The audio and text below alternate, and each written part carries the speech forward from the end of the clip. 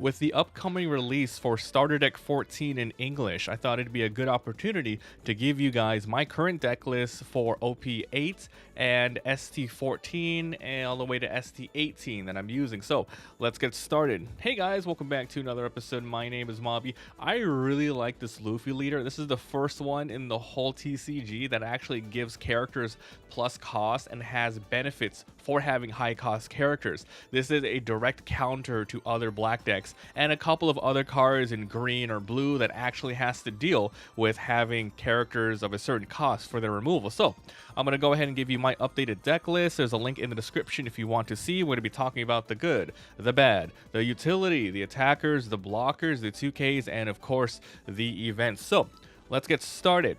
And before we do, make sure to like and subscribe. I really enjoy making these videos. You guys have been awesome with letting me know what you would put, remove, and which leaders you want to see next. So let's begin with the leader, and we'll talk about the pros and cons later. So this is Luffy from ST14, pure straw hats, mono black, 5 health. So when one Dawn is attached, you give all of your characters plus 1 cost. It doesn't matter the archetype. It doesn't matter if it's on your turn or your opponent's turn. They all get plus 1. Then, if you have an 8 cost or more character, once again, either turn doesn't matter, this leader gains 1000 power, which is a very strong ability. So this is cool. All right, so the package we're running here is a lot of straw hats with some really staple black cards that just really buff it up. So let's start with the utility, and we'll zoom in a little bit more here. So this is the 1000 Sunny from the ST14. So basically it's a 1 cost. Your black characters with straw hat have plus 1 more. So if you have 1 on here and you have this out, all of your straw hats are gonna have plus 2 costs, which is very good. And then on play, if your leader is straw hats, there you go, you can go ahead and draw 1 card. So even if you have multiple of these, it's extremely powerful because you can just keep using it. You can use it to sift. Unfortunately, there's no trigger here, but you can use it to have trashing cards, or you can use it to just keep sifting for 1 Dawn. It's really powerful. So good for this deck. Good for offensive abilities, your leader, and for defensive for the removal stuff. So pretty awesome. We're running 4 of these, so this is the utility cards. Next off, we're going to go to the attacker, starting from lowest to highest. So these are Usops. We're running a couple of these. This is from the ST14. And basically it's a 3-4-1. When you have 1 Dawn attached and then you attack. If you have a character with 8 or more on the field, it doesn't matter if it's this character or another character, you KO somebody with the cost of 4 or less, active or rested. It's pretty powerful. The ability is okay. And then we're only running a couple of these because it only comes in play every once in a while, I've seen. But basically, this deck, as opposed to the other ST14 where I had in the past, where that deck was all about raising all of your stuff, this one has a mix of raising and lowering the opponent. So this one will come into play sometime. So we're running 2 of these.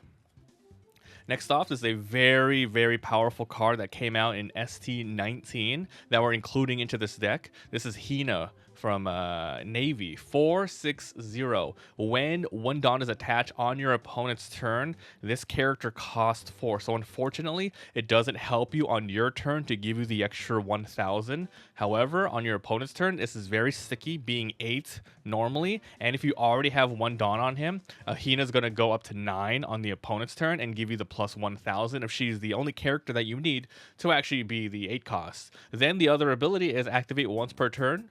You may place 1 card from your trash to the bottom of your deck. Give your leader up to one of your characters up to 1 rested Dawn. So this works directly on this. So basically on when you have 4 Dawn, the first turn that you can throw her out, if you really need the extra Dawn, just go ahead and use her ability and place it on here. You don't need to have the Dawn to use the ability. They're 2 separate abilities. So this is very good for the Smoker deck, but it actually works really well with the Luffy deck that you need a really high cost character. So we're running 4 of these, strong body. Unfortunately, no counter, but you always want to see this on play.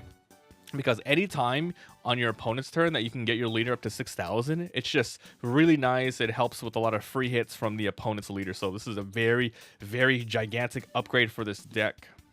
Next off, we're using Frankie from ST14. This is from ST14 Straw Hats, 5/6/1. Remember, anything that's Straw Hat potentially always has 2. This is your best case scenario. Usually start with this, and then you just add 1. So every character will be, plus 2. So think of the Frankie as a 7 drop. So basically, 5/6/1. When 1 Dawn is attached on your opponent's turn, if you have a 6 or more character, this character cannot be KO'd by effects, which is very good, and it's plus 2000 power. So 1 Dawn attach on your opponent's turn. This is going to be an 8,000 body. It's really crazy cool. So we're running 3 of these Frankies. Next up, we have the Sanjis. This is the super rare from ST14. This is a 5/6/0 counter on play. If you have a 6 or more character on the field, KO up to opponent's 5 costs or lower. So as mentioned, it was good in the base deck that I made, but then now that we're actually have some cards in here that lower the opponent's cost, it's really powerful in general.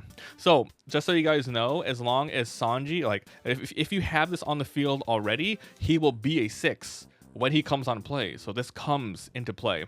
Or if you don't have the stage, you have 1 on Luffy, you're good to go. So there you go. So it's really good for controlling the board, KOing, etc.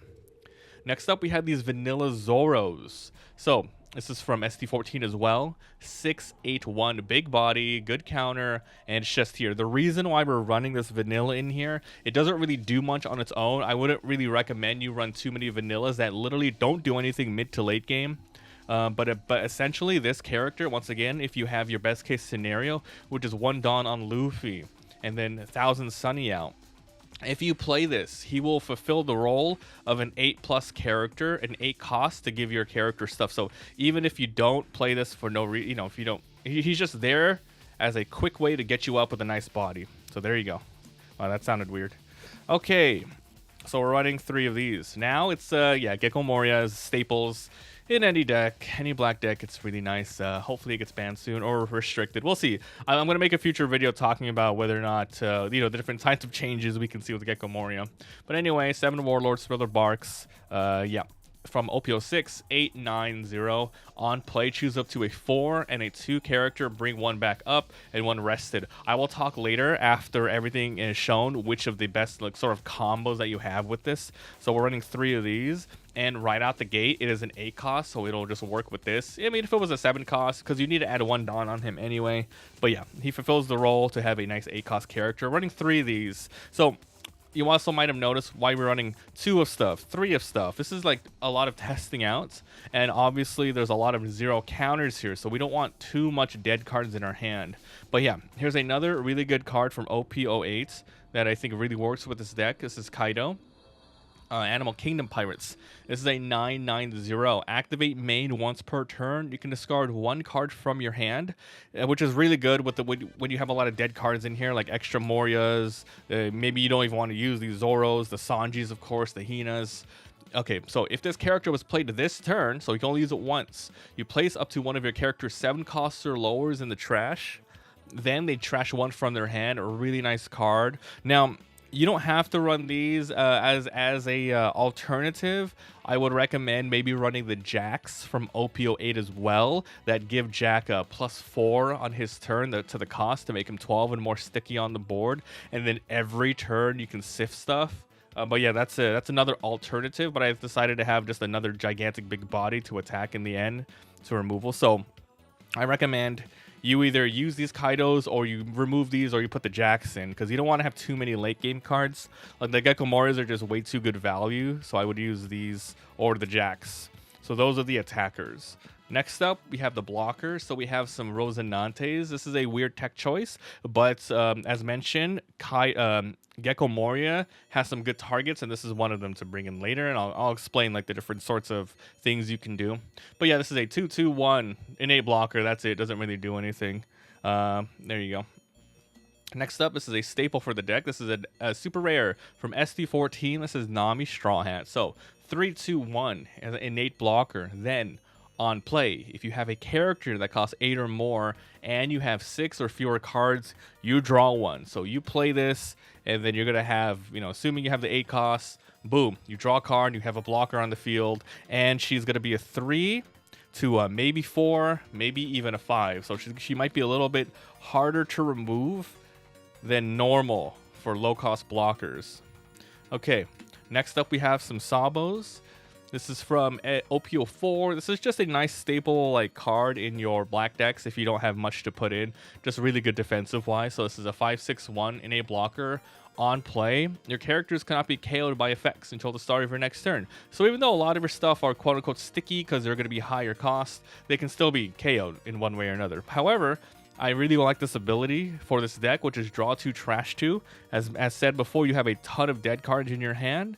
You're going to want something like this to give you some board control, some defense, while also fixing up your hand a little bit. So we're running 3 of these saos. Next up, the 2Ks. So we have some Surus in here. So in this deck, there are no searchers. There's only archetypal upgrades, which is the 1000 Sunny. This is the only thing where it matters if you have a Straw Hat to give you the extra +1 cost. And it's good for sifting around. But other than that, there's no other searching stuff in this deck. So you can kind of run a lot of different things. So I have the Suru here from OPO2. 102 on play, give up to one of your opponent's characters -2 costs. So this is just good in general. Let's say you have 10 Dawn and you want to activate this to KO something that's 8 or 9. You can Suru it, and then you can do this.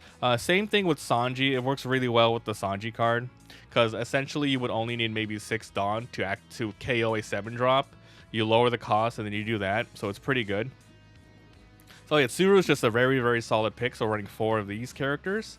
Next up, it's going to be Hareidas. This is from ST14 to the Sky Island 102. So activate main, rest this card. So you can use this multiple times if your opponent doesn't remove it. Give up to another one of your black character Straw Hats +2 cost until the end of the opponent's turn. This can kind of help you push some of your characters out of kill range for effects and maybe even hitting the 8-drop. Then if you have an 8 cost or higher character, draw and trash. So, and once again, sifting. So we're only running 2 of these because it's a tech choice that runs every once in a while, but it works. Next we have Hareidas from ST14. So 122. Activate main, rest this card once again. If your opponent doesn't remove it, you're gonna get value. Give up to one of your Straw Hats with one of your black characters Straw Hats +2. So it's the same as this, but this guy has the sifting because it has 0 damage. Well, this guy has 2 damage. So we're running 2 of these. Honestly, you might just run 4 of these instead. Yeah, you probably just run 4 of these. Okay. Now for the events. So we have some 6 King's Guns from OPO3. You know how this works. 0 cost, you trash 1 card to get 3. There's a lot. There's like 11 to 13 0 cost cards in here, 0 counter cards, so you want to use these to do that. It's pretty good. Also, the trigger's good. You draw 1, then you trash a 1 or less, so it's pretty nice. Next off, we have some Ice Ages. This is just for really nice insurance. If once again, as mentioned, you can use the Surus to KO something that's a 7 cost with Sanji. However, you can KO an 11 cost, assuming, all right? So basically, yeah, you lower the cost, you KO 5, so a 10 drop. You can KO a 10 drop with these 2 in your hand. It's pretty powerful. Okay, so running Ice Ages, just 2 of them. And then the last card of the deck, it's gonna be, I have my crew. This is an essential card from ST14. So basically, it is a Straw Hat card, 1 cost. Then you activate it during your main only. You get to draw 1 card, so sifting, right? Sifting. Then up to one of your characters gets +3 cost until the end of your opponent's turn. So many ways to use this. It doesn't even have to be a Straw Hat character. It can be any character. So you can get a Sabo, and you can put him up to 8, and you'll be able to use this to put him up to 9 and be safe until next turn with your +1000 damage. There's a lot of ways to use this. And then the trigger is really powerful too. KO at opponent's 3 costs or lower. So that's it for the deck. All right, let's quickly go over some really good Gecko Moria summons that we have here. Okay, so he gets a 4 and a 2 cost. The best thing that I would use in this deck for that is to grab a Nami for the 4+ cost and a Rosinante if you just want pure body control and you want to just be strong on the board. So you play Gecko Moria, you throw out Nami active, you draw the card, then you play this guy rested. Your opponent is a blocker, so if your opponent doesn't deal with him, he's just going to come up. So you have a big body and 2 blockers on the field, which is very good. And that's pretty much why we have the Rosinantes on the field. And then if you want to, have even more board control, you can bring in Hina active, which is very good. Because if you have 8 cost, if you have purely 8 and you don't have any extra Dawn, Gecko Moria, bring out Hina, use Hina's ability to put 1 Dawn on Luffy, then boom, you have a big body, and then you maybe have this guy again as a secondary blocker if your opponent doesn't deal with it, and you get the +6000, which is very good. So there's a lot of ways to deal with this. Also, you can always bring back the Tsuru if you need her to do some sort of shenanigans. Actually, does the Suru work in this? No, I don't think the Suru would work because there's like nothing much in here. Like you can't play the Sanji off of that or anything. But yeah, the Hinas and the Rosinantes, or the Namis and the Rosinante, that's probably your best one in this deck for either be more aggressive or blocker and draw, etc. So that's why we're running some Rosies in here. And then that's gonna be it. All right, guys, let me know down below what you guys think about this new Luffy. I feel like when OP09 is finished leaking all of their cards, there might be some more stuff in here we can change out, and we'll go from there. So that's going to be it. Let me know what you guys think. Thanks for watching, and I'll see you guys next time. Bye.